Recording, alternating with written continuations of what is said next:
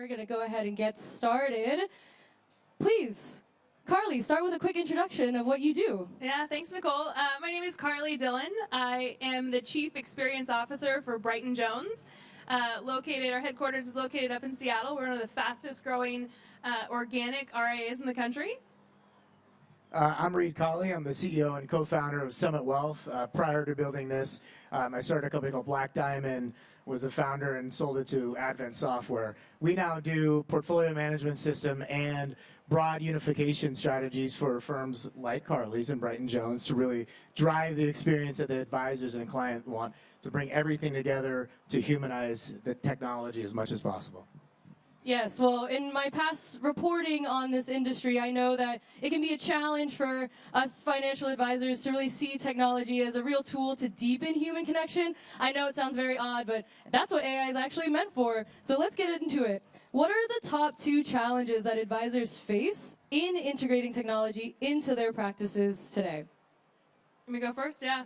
I think the first thing that comes to mind for me is just general adoption, right? So anything net new, anything that's different, anything that's going to take any type of training or education is going to be harder for advisors to adopt. But I think the other thing that is a barrier is just understanding what problem you're trying to solve. I know when Reed and I first started working together, we spent a lot of time trying to figure out what are our pain points? What do our advisors need more of? What do our clients need more of? And the resounding thing that kept coming over time and time again is we need efficiency. We need more time for our advisors to spend integrating with our clients. And so that's kind of the biggest thing, understanding what you're solving for. Yeah. And I think the biggest thing is, the space has changed in the last 5 to 10 years pretty dramatically. It's moved beyond investments, more to the human, what they need holistically. We haven't seen a lot of fee compression in space, but we've seen job and time expansion. And I think making sure you're getting to the heart of how can you run your business in a way that's effective for you and grow it at the same time is the biggest challenge. Like, we know everybody wants to grow top line, but you have to focus on efficiency internally. And over even the last couple of years, we've seen those jobs get harder and more time as people are coming back into their lives coming out of COVID. Yeah, I think from the efficiency standpoint, the thing that we were really suffering from, and I'm guessing many of you can relate to this in the audience, is that we service clients in a team-based format. And so when you are doing financial advising, you're doing estate planning, you're doing tax advising, when you have all these different layers of advisors, all of a sudden your communication gets really cumbersome. I know I'll look down on an email, and before I know it, I've got 15 people on the CC line. And so one of the things that we were really focused on is how can we create more efficiency in our communication? What are the ways that we can make it easier for our advisors to figure out, okay, I don't have to copy 16 different people. I don't have to remember the households. What are all the things that we're trying to do? And so, when partnering with Summit, that's something they've really helped us to ease those pain points. Yeah, I mean, the great part is you look around the conference and we see an incredible amount of choice and vendors and technologies here and people doing things.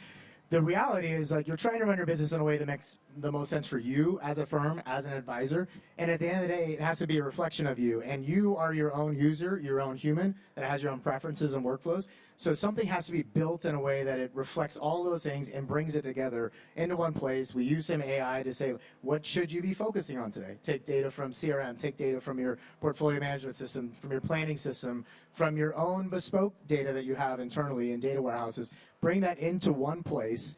Now you have a home for the advisor experience to be able to know where should I be spending my time and energy, and what is going to really drive the firm's success over time. The bigger part of that as well is, where is your growth going to come from over the next 5 years? And we look around. This has grown tremendously. We're still looking for that tech that can create this little slot here so we're not in the sun. But ultimately, like, that growth is something that is on everybody's mind. And at the same time, I see so many advisors really struggling with trying to get the jobs done today in an efficient way. That growth seems challenging, at least for the team that's doing a lot of the work on the back end.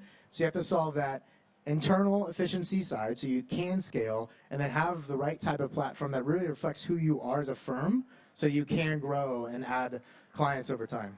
Right, so in order to actually know where you want to go when it comes to growth, you have to know where you want to go when it comes to growth, right? That's basically what I'm getting out of this. So then how do you actually use the power of technology? And I know there's some things we can talk about artificial intelligence here to actually better understand what do I want? What is my goal then? What is, okay, I want efficiency, so how do I actually go about doing that? What are some tangible examples that you can share that you've seen that answer a lot of the questions and a lot of the pain points we've been talking about? Yeah, I think a lot of it has to start with the data. You have to get data. Artificial intelligence will only do so much without any kind of prompt. We know that's the big thing moving forward. Prompt writers, data, bringing all that together is key. So you think about things like, okay, I know I have a client who, and Carly can speak this better than I can, but client has data around their market sensitivity, their stage of life, the things that they have to do for upcoming plans as a family or things that they want to do inside.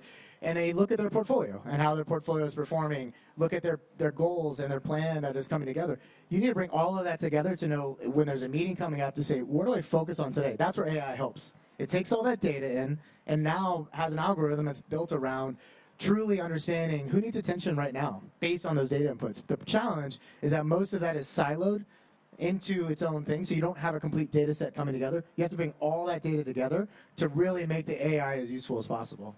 Yeah, unsiloing that data has been a big unlock for our firm. And I know one of the things that we focus on with our advisors is figuring out, okay, there's reactive communication, right? We've all been there. A client calls you and you're like, oh God, I can't remember what the focus area is. I can't remember when we last met. Is today this client's anniversary?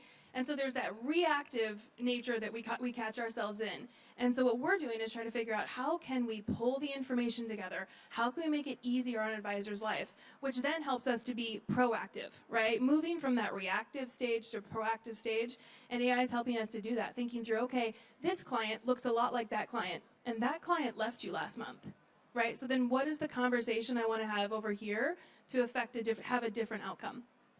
It seems to me that actually building almost like a community-like element, right, with your firm through the power of technology is seeming like a key theme here. So talk to us about how you're maybe actually leveraging those digital tools to strengthen that client, almost community touch point that you're building as a firm, right?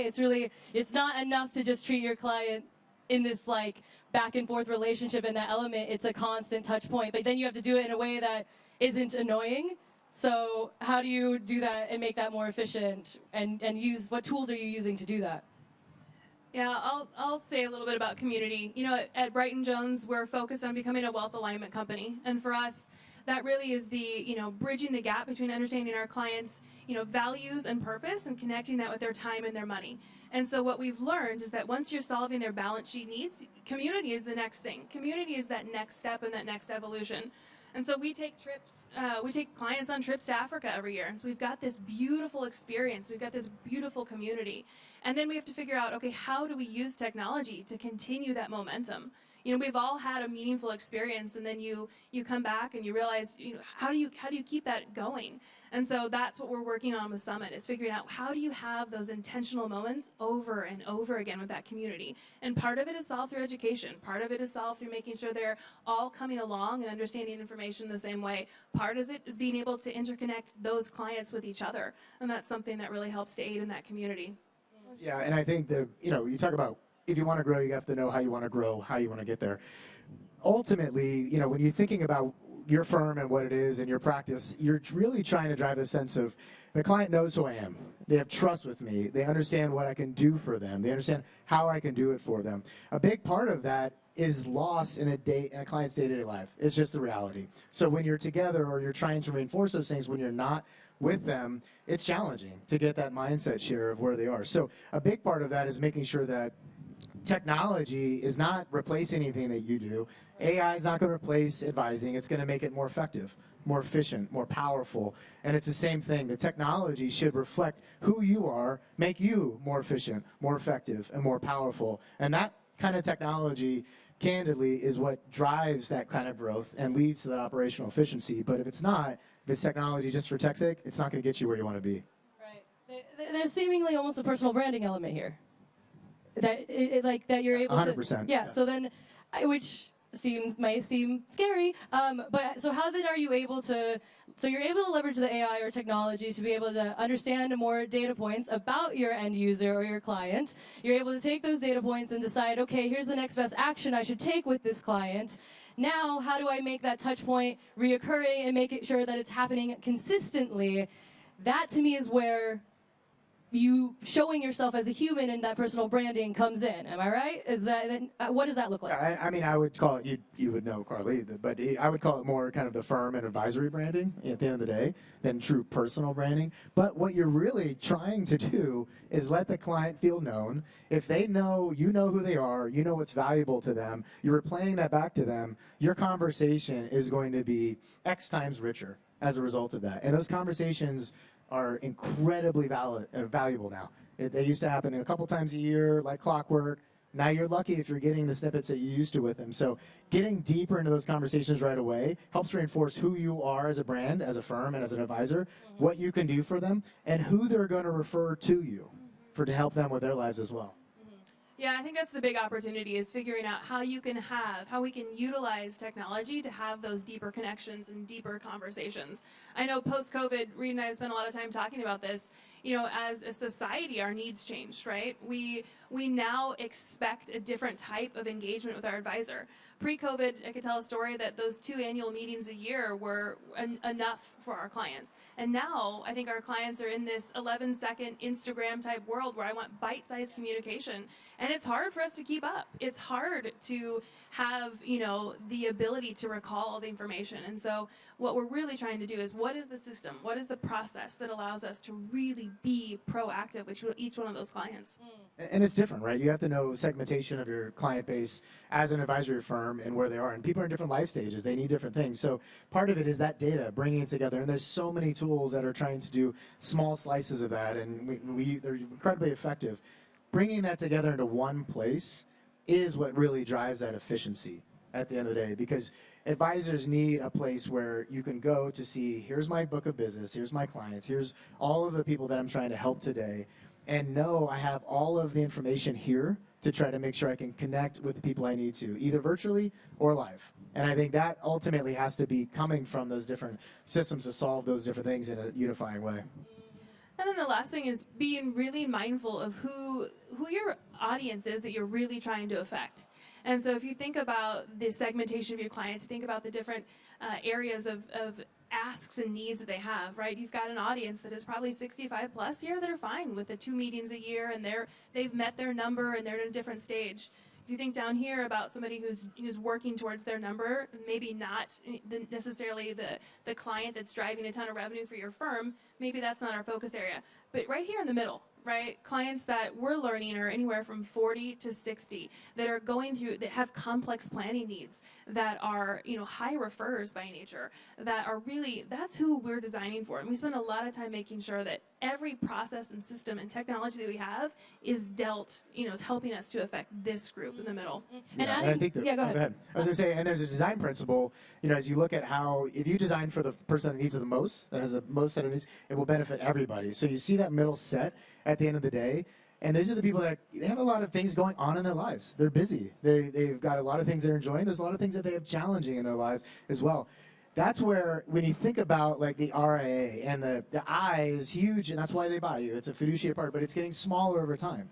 It really is about advice in their life and holistic advice. And the faster you can get to that for somebody, the better. And most of what we see is in that middle segment, kind of the accumulator or the distributor on either side, they will be benefited by AI and platforms and bringing data together to know who you should talk to there. But that middle segment is typically what's going to drive today's success and tomorrow's growth. There's some huge number of the percentage of the growth is going to come from that segment because of where they are, their referral capability, and you're signing more and more of them in that segment. So making sure you nail that middle segment, if that's the demographic of your firm, is critical.